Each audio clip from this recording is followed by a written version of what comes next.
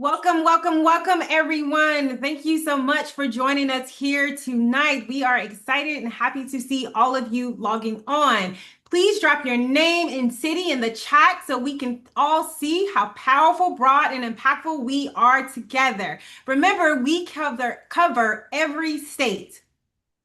My name is Carrie Harris, and I am a campaign director here with Moms Rising. I would like to take a moment to let our interpreters talk about interpretation instructions. Thank you so much, Carrie. I will be brief. And thank you so much for your commitment with language justice and making this a fully bilingual space. Muy buenas noches, buenas tardes, dependiendo de dónde se nos estén uniendo. La reunión de Moms Rising es completamente bilingüe. Esto quiere decir que pueden escuchar toda la reunión en español si así lo desean. Las instrucciones las voy a postear en el chat, pero es muy fácil. 3 puntitos donde dice more o el símbolo del mundo. Seleccionen interpretación español terminado y done. Por favor, si requieren asistencia, escríbanlo en el chat. De nuevo, voy a repetir brevemente. Por favor, escojan interpretación español si quieren escuchar la reunión en español. If there's any Spanish speaker, also if somebody's going to speak in Spanish, also choose English. That way you will hear everything translated from Spanish into English. The instructions will be also in the chat. Thank you so much and have a great meeting. Thank you so much, Flora. We appreciate you all. Shout out to interpretation. Thank you, thank you, thank you. As we're together tonight, please use the heart and celebration emojis and the chat to support and communicate. We need all the love and all the energy because we have some great speakers on here for you tonight. And we also need a lot of encouragement for one another. So please, please, please, all the emojis. Due to the high volume of RSVPs, this is a webinar style event, so we encourage people again to use the chat function and reactions. We also love your questions. So if you have a question, feel free to type it into the question function and we will have a Q&A at the end. Today, like I just said, we have several superstar guest speakers who champion leaders in Congress, talking about the powers of moms, the hurdles we face, and solution. But to kick us off, we are going to hear from Moms Rising Executive Director, Kristen. First of all, let's thank Carrie. Can we use those heart emojis? Let's put in some thank yous. Thank you, Carrie. Second of all, we have two absolutely amazing rock star members of Congress, Representative Adams and Representative Pettersen, who are joining us tonight. So I'm really excited. And you might notice a little bit of weird lighting when I'm talking right now. I am sitting in my car. Yes, I am. Who here has worked from their car? Let's raise a hand because when you're moms, you do all the things at the same time. So welcome to our conversation also in my car. Mother's Day is in the month of May, and this is our May Community Zoom, and we are celebrating the power of moms. Why are we celebrating the power of moms? Because moms are so powerful. More than 80% of women become moms in America. Moms are an incredibly large portion of powerful voters. 3/4 of moms are in the paid labor force. Yes, our wages are needed to put food on the table and a roof over our kids' heads. Moms are driving our economy and fueling our communities. And on Mother's Day, sometimes we hear people say, we don't want flowers, we want healthcare. Well, I agree with that, but I also want all the flowers. So let's have an emoji if you want flowers and healthcare. Come on, let's have some hearts. Let's have some, even if you find a flower emoji, special bonus. So we're here to talk about the affordability crisis, the healthcare crisis, what's happening with moms in America. Groceries are too expensive. Childcare is too expensive. Healthcare is too expensive. Aging and disability is too expensive. Paid family medical leave is not happening yet. We've heard from moms across the nation, from every state in the nation, loud and clear about the need to address this affordability and health crisis. And we together, with all of you, with champion leaders in Congress that are here with us today, are working really hard to open avenues to make the powerful voices of moms heard.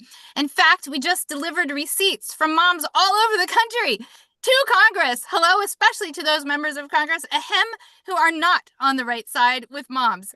And we held a celebration of champion leaders. The Democratic Women's Caucus and the Mamas Caucus just held their first ever mom-centered hearing on the affordability crisis. And we have moms powerfully sharing their stories across the nation. In other words, don't give up. together, we absolutely are the change that is going to move our nation forward.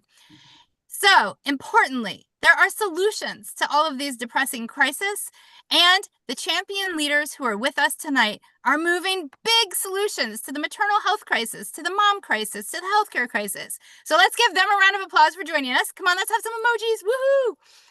And speaking of solutions, in addition to the spectacular members of Congress who are joining us today, all of you are part of the solutions, and we together through our actions are part of the solutions. And as usual, we have 5 powerful actions for you to take that we'll be putting in the chat throughout. I won't go through all of them, but they're really important.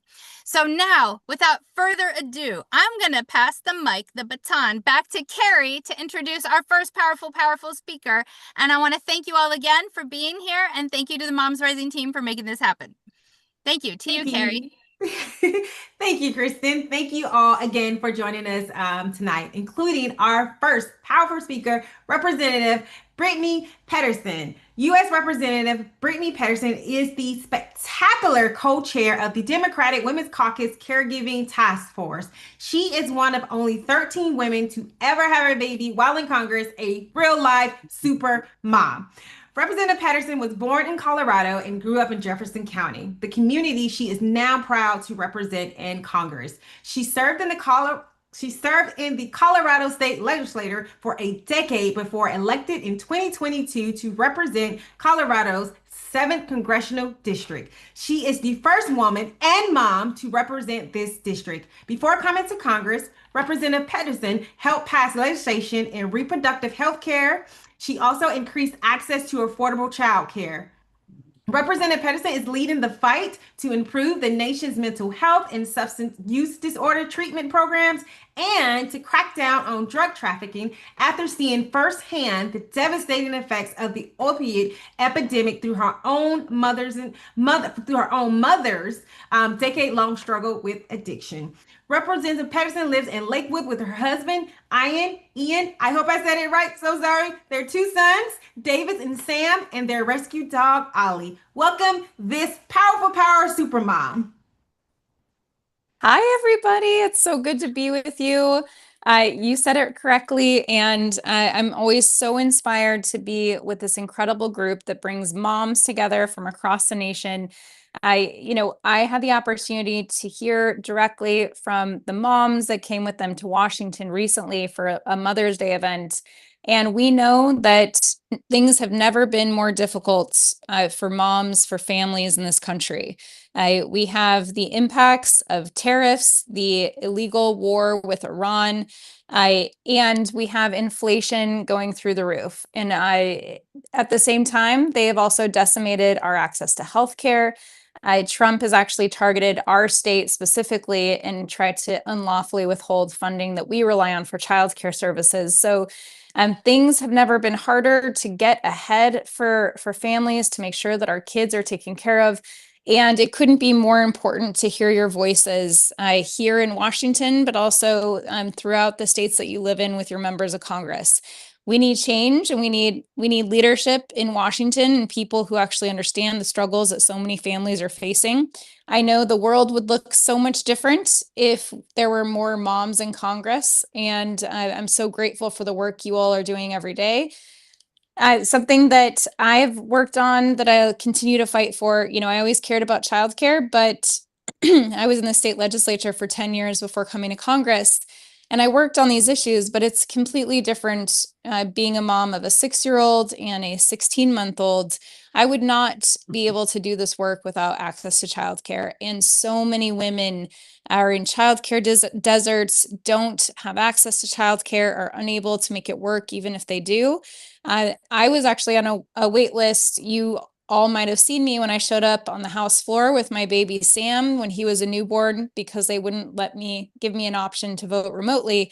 And I came to vote against the detrimental budget bill that Trump was trying to pass, that they ultimately did pass, that decimated so many food assistance, healthcare for families, you name it. It was the largest transfer of wealth from working families to the most wealthy in the history of the United States.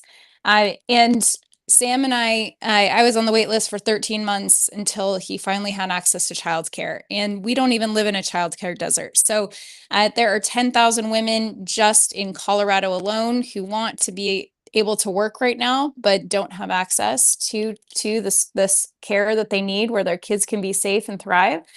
So it's a huge workforce issue, but it's also an issue for our kids and making sure that they have the best opportunity to succeed. Another thing that we're working on that we must pass finally is paid family medical leave. We were able to do that in my state in Colorado. And for all of you who are joining from Colorado, it's great to be with you.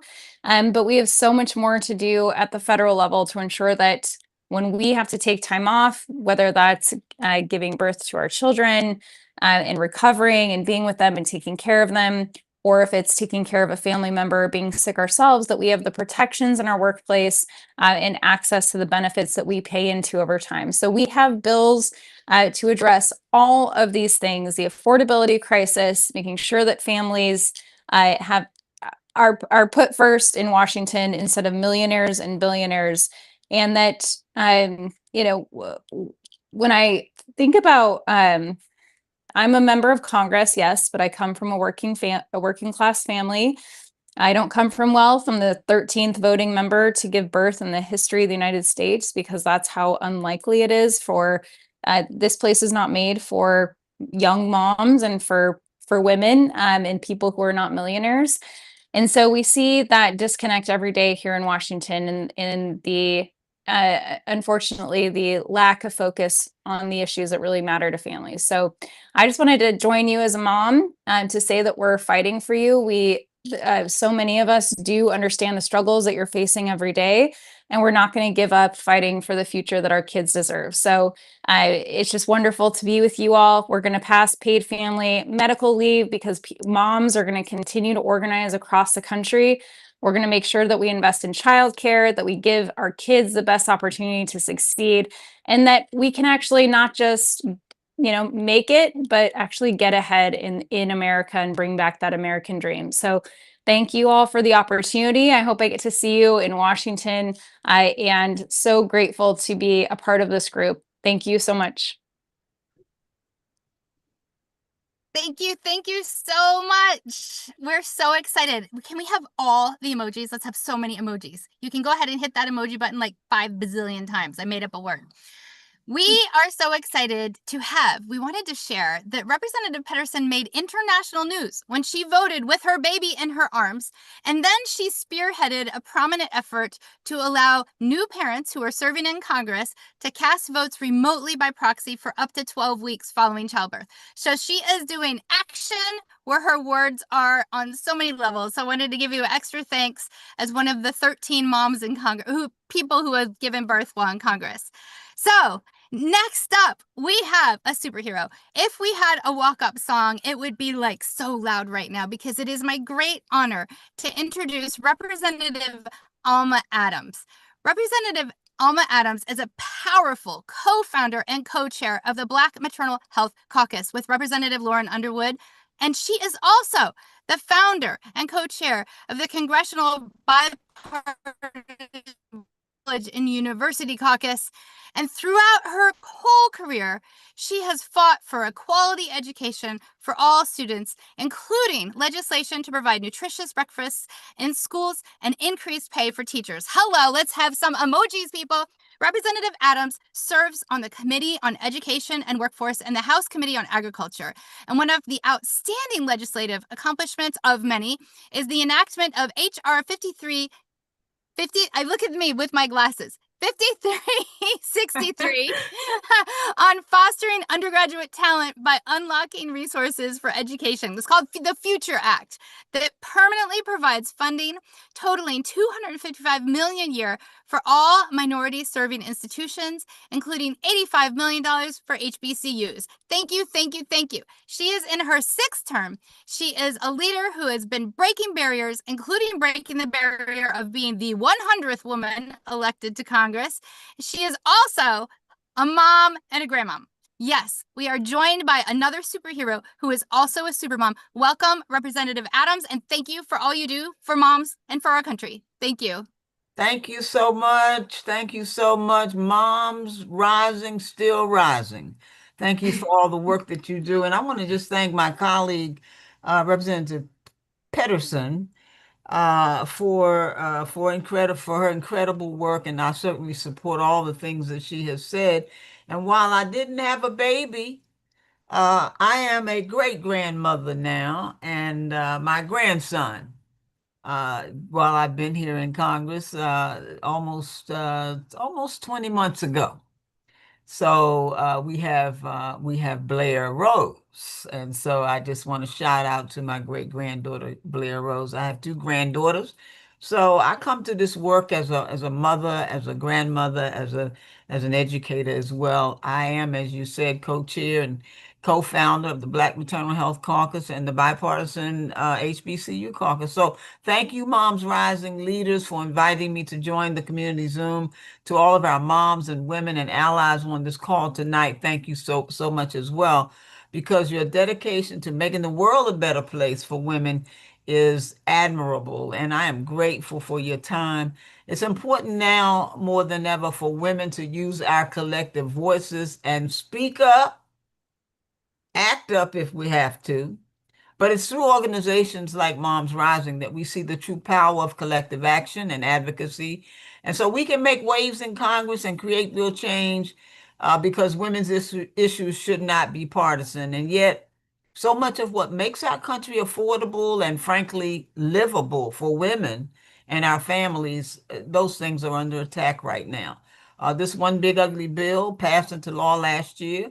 It's going to cut about $1 trillion in Medicaid funding over the next 10 years, and states will have to balance their budgets and make hard decisions on what services they need to cut.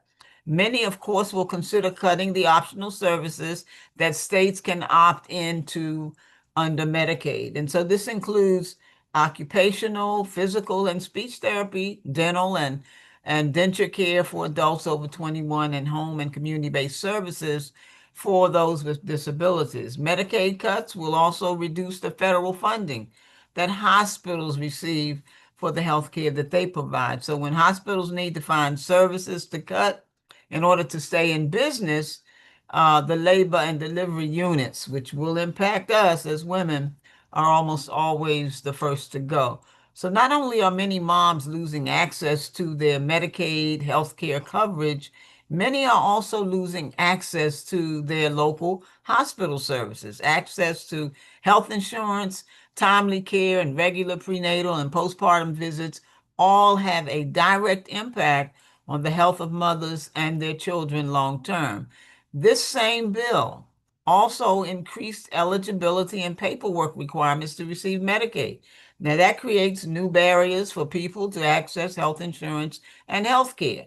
On top of that, Republicans refuse to extend the enhanced premium tax credits for those that have affordable care, who had Affordable Care Act marketplace insurance. So we have so many people right now who don't have an opportunity to see a doctor. Now, these tax credits were a huge win in 2021 with the number of Americans enrolled in the marketplace doubling from about 11 to over 24 million people.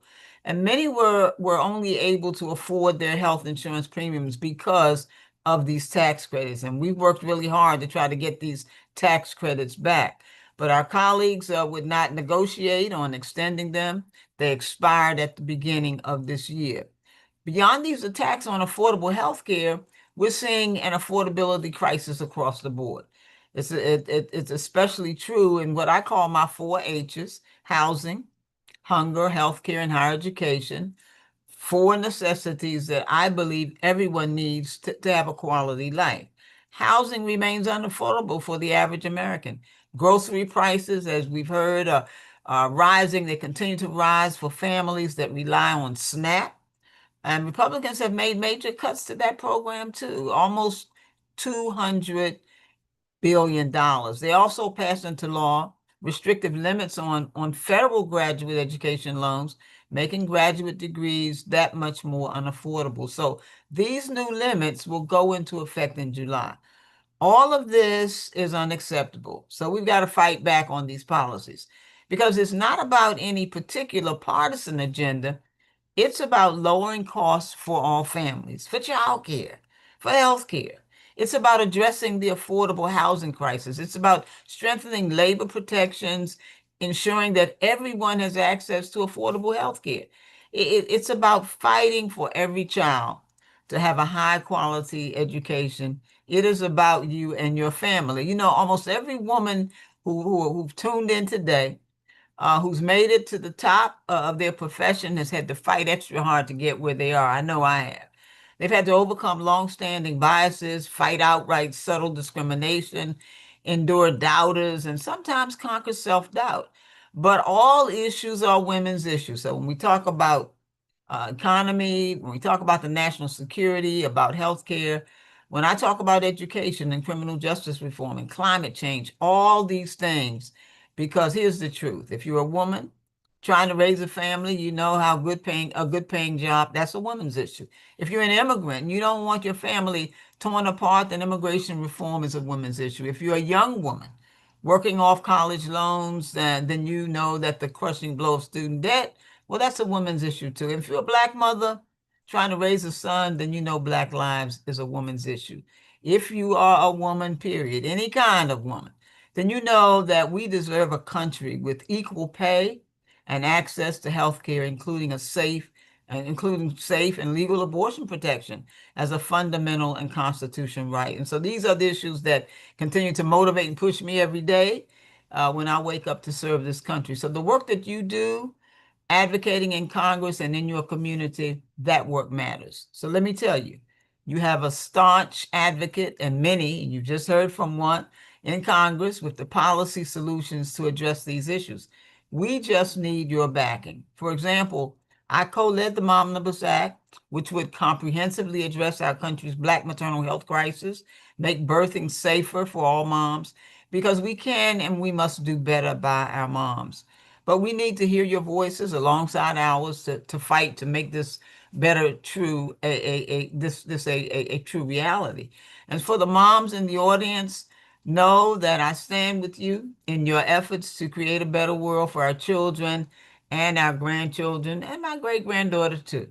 Because somebody once said that a community can only grow great when old men and old women plant trees under which we know we will never sit. So thank you so much for keeping the trees blooming. Thank you for all that you do. Moms, keep rising. Thank you for allowing me to participate and to share with you on this evening. God bless you. Thank you a million trillion times over. We cannot say how honored we are to have you with us here today, how thankful we are for the work you do every day, and how inspiring it is to know that you are in Washington, D.C., representing not just your home district, but all of us. I'm going to Listen, pass. You said May is Mother's Day, right? May is Yes. also my birthday month next Ooh, week. So I'll continue to celebrate with you and for you, okay? happy birthday. Let's give Woo! some Happy birthday. birthday! Thank you so Yes. much. Thank you. I'm going to pass it to Carrie. Thank you so much. Thank you so much. Again, everyone, because we won't see Representative Adams on this call. I mean, we won't see her next week or when her birthday. So we need to say happy birthday. So please, please, please in the chat, send her all the love and all the birthday wishes in the chat. We are celebrating you, Representative Adams, and thank you all so much for what you have done and what you continue to do for us. Thank you so much for the amazing speakers and community engagement and actions. And now we have a question in the chat. Kristen, what can moms do to move forward? This is a spectacular question. So the first thing you need to do is know you are not alone. How many people here have at one point or another looked at a bill, looked at the childcare crisis, looked at the healthcare crisis and thought, I'm alone? So many people feel alone because in the United States of America, we tend to blame moms for structural problems that we all face together. And that is not okay. It makes people isolated and feel disempowered. So the first thing to do is to know you're not alone and know that when this many people are having the same type of crisis at the same time. We don't have an epidemic of personal failures. It is not mom's fault. We have national structural issues that we can and must solve together. And we have representatives like we had on tonight who are fighting for us in Washington, D.C. So we're not alone either in our communities, in our organizations, or in our movement. Now, the second thing to do is to use that power of we. The power of we is so important. Know that because organizations like Moms Rising give lots of opportunities for ways that you can take action, and we're going to put some more in the chat, that you don't have to take every action. Because when there is the power of we, if we just have some people taking some of the actions on some of the days when they have time, and other people taking action on others of the day when they have time, it all adds up. We just did some math, you all. And every single day of 2025, we had over 5,000 Moms Rising actions happening, right? Now, no single person had to do 5,000 actions per day, but the power of we is strong. And we're seeing that strength in passage of policies at the state level and in stopping some really even worse stuff at the federal level. So I'm going to turn it back to Carrie and to Karen and ask, what do you think we should all be doing? What kinds of advice do you have? Carrie, you first. Oh my goodness. Didn't expect this question, but thank you so much for asking me. But I echo your same sentiments of what we all could be doing. And it starts from just talking about it. It starts from if you see a petition going around, because we send several petitions around here at Moms Rising on a variety of issues. So it could be as simple as signing the petition and sharing the petition. It could be as simple as gathering friends and family at the house and, hey, let's talk about the high rising costs of everything. Everything. I'm not even going to point out one thing, the high rising cost of everything, and talking about different ways and providing different solutions on what we can do to fight back. We put these people in office, and we can take them out of office. And I think more conversations need to be surrounded by that. Moms, I say this all the time. We are the first responders of our families. We are the first responders of our communities. We can do this. Karen, I'll turn it over to you. Thank you so much. I don't know if I can top the other speakers or even like come close to the other speakers of this evening. So a huge thanks to the representatives and to my colleagues. But I'll just echo what Kristen said. I'm our Pennsylvania director. I live in central Pennsylvania. I work with our 50,000 plus members across the Commonwealth. And I'll echo the points that small actions really matter. Inviting people to join you in taking action and to encourage them to think that it does matter when you call or you email an office. Your vote does matter. These are like the practices and the synapses that we build that make sure people show up today and they show up every day and they feel like they are part of a community and a broader movement. So I can't echo that loudly enough. I think showing up, bringing your friends and family along, reminding them that change, remember the road is long, but the arc bends towards justice. I'm not quoting that perfectly, but change is work and hope is work. And we show up when times are hard and we show up when things look good. And that's what it means to be involved and part of the movement. So I'm just really glad to be with all of you and with these great speakers tonight. And thank you for every single action that you take in your community with your friends and family, speaking out about things that matter to you. That is so great. Thank you so much, Karen. And I just want to echo what somebody put in the chat real quickly, that moms are the backbone of the world. And you are absolutely right. Moms are the backbone of the world. So I have one more question for all of us. What gives you hope when things feel so heavy? And I'll turn that question to Kristen and then Karen, and then I can go next and answer. I can go last and answer that question. So Kristen, what gives you hope when things feel so heavy? What gives me hope is all of you. So I want to invite everybody to put in the chat something that is giving you hope right now. Now, it does not have to be political. Hello, look at the headlines. Something that is giving you hope could be a flower, or that there were more sunny days this month, or that you got to spend time with a family member, or that you saw a drawing that a kid made and it made you laugh. I mean, you can have anything that gives you hope. So go ahead and put that in the chat, because you are what gives me hope. And I want to hear about it, because when we see and hear other people being hopeful, then it raises hope for each of us. And that brings us back to the bigger hope, the bolder hope. I mean, can you believe that Moms Rising has 3.7 million cumulative members? And can you believe that there are 1.2 million active members? That's 1 in every 100 person in America is an active part of Moms Rising.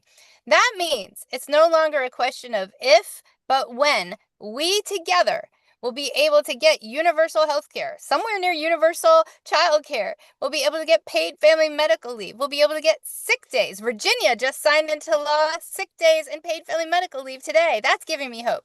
That didn't happen on accident. That happened because we have a spectacular mom leader who just got elected governor, and she is pushing through the policies that actually matter. And so I am just thrilled and thankful to be with all of you, to see the signs of hope in things like Virginia passing paid family medical leave and earned sick days, and to know that because of us, it's no longer that question of if we'll ever pass these policies, but when. Now, it might be a couple years, so we're going to need some persistence. But, persistence and hope together equals change. So that's me. That is amazing. As always, Karen, I pass it to you. What Thank gives you you. hope when things feel heavy? I can share a couple from Pennsylvania. As folks may know, Pennsylvania has, in recent decades been a pretty purpley locked up state where we've seen a lot of, the impasse at the state legislature. But because of persistent pressure from parents and families like us, this year we have seen historic progress in advancing our state paid leave bill, the Family Care Act. It has passed one of the chambers of the state legislature, and it is very hopeful for the other one. I mean, we never could have imagined we would get it that far 10 years ago. And look at, it's been years of work, but we've done it. We've shared stories, we've showed up to offices, we've been in the state capitol over and over again, reminding leaders that parents and caregivers urgently need protections like paid family and medical leave to not just thrive, but to survive in this economy. So that's huge progress. And there's much more from Pennsylvania. Recently, our Commonwealth Court ruled that the state's decades-old ban on Medicaid coverage for abortion is unconstitutional. This was a huge decision in Pennsylvania. And once again, the result of Pennsylvanians showing up over and over again and demanding change. And we know that so many of you are in places similar to Pennsylvania.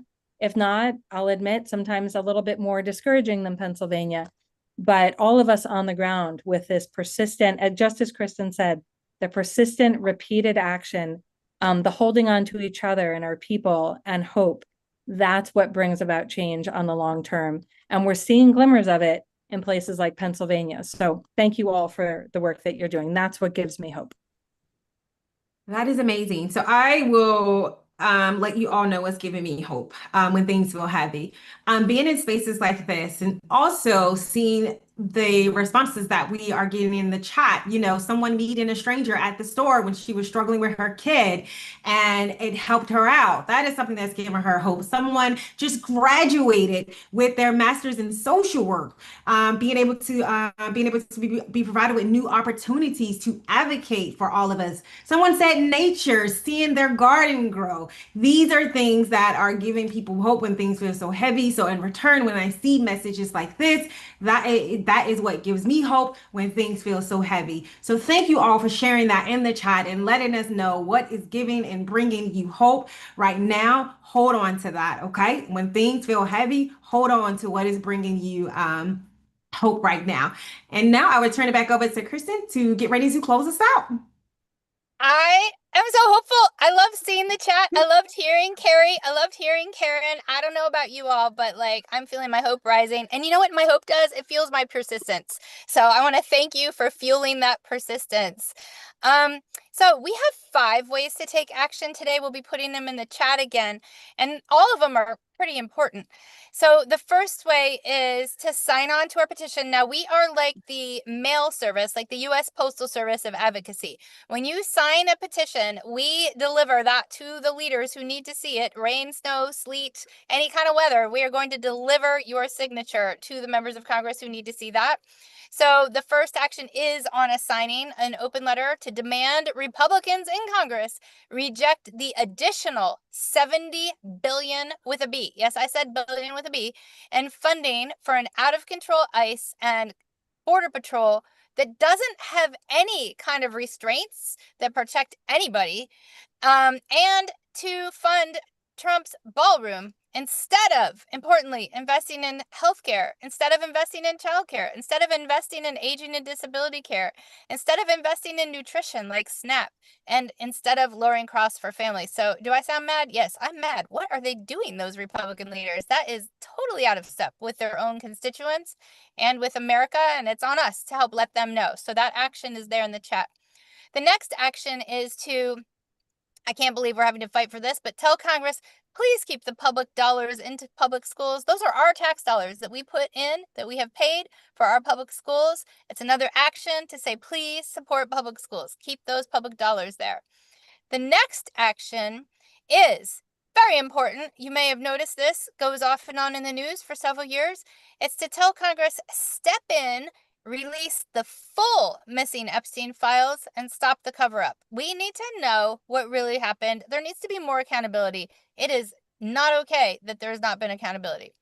The next one is to urge the Homeland Security Department to shut down the Dilley Detention Center, end the detention of children and families, and end the expansion of detention facilities for families. So it is really important that they hear from us that we need to invest in humane, community-based alternatives that keep families together, that allow people to navigate the immigration process safely, responsibly, and with dignity. So that's that one.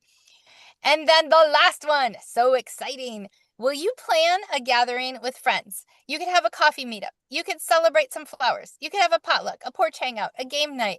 Community has never been more important. When you sign up, we'll share you some ideas of how to invite your neighbors, how to invite friends, how to hang out together. And we would love for you to do that because you know what? Democracy needs us to be in community, needs us to be in community on the ground where we live, online, in all the places. And that's how we counter this mess, is to be in community together. So we have that coming in the chat as well. So those are the main actions. We'll be sending you a follow-up email after today. It'll have the actions in them there too, if you missed them. And now I would like you to join me in some thank yous. I would like to thank all of our speakers. Let's give them some hearts. I'm waiting for the heart emojis. Let's give them some hearts. Let's give them any kind of emoji you want. Thank all of our speakers. And I would like to thank the Moms Rising team. Hello, emojis for Carrie, emojis for Karen, emojis for Catalina. Let's give them some emojis. Thank you so much. I'd like to thank the tech team led by Geronimo, who's on right now. Let's give them some emojis too. Woo, thank you.